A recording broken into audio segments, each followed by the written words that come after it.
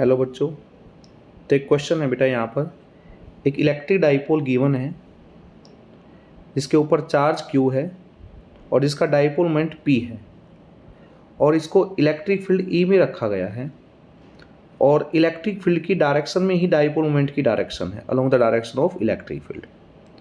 तो आपने इसके ऊपर लगने वाला नेट फोर्स और इसकी पोटेंशियल एनर्जी बतानी है।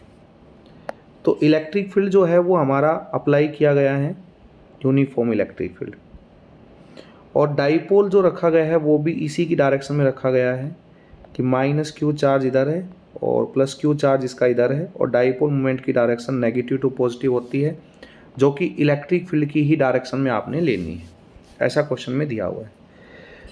तो बच्चों, जैसा कि आप सभी जानते हो कि ये जो इलेक्ट्रिक फील्ड है ये फोर्स लगाएगा इस Q चार्ज पर, इधर की तरफ कितना फोर्स लगाएगा QE, और यही इलेक्ट्रिक फील्ड इस नेगेटिव चार्ज पर फोर्स लगाएगा अपनी डायरेक्शन के अपोजिट।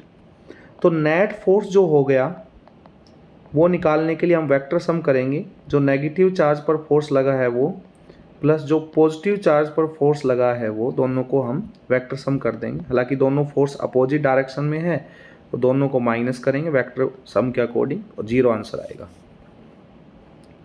अब हमने निकालनी है पोटेंशियल एनर्जी। तो पोटेंशियल एनर्जी का बच्चों फॉर्मूला होता है -PE कोस थीटा।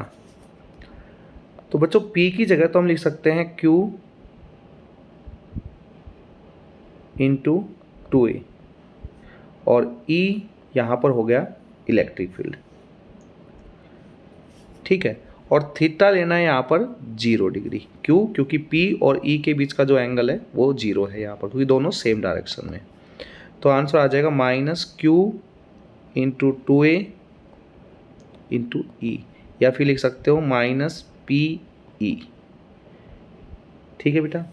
तो यहाँ से हमारा जो आंसर है वो आया है -PE, और फोर्स आया है हमारा मिनिमम यानी कि 0। तो ऑप्शन मुझे ये करेक्ट लग रहा है, लेकिन इसमें गड़बड़ है। यहाँ पर P आना चाहिए था, इसने Q लिखा हुआ है, तो ये करेक्ट ऑप्शन है। ओके, और माइनस भी आना चाहिए था यहाँ पर। ओके बेटा, थैंक यू।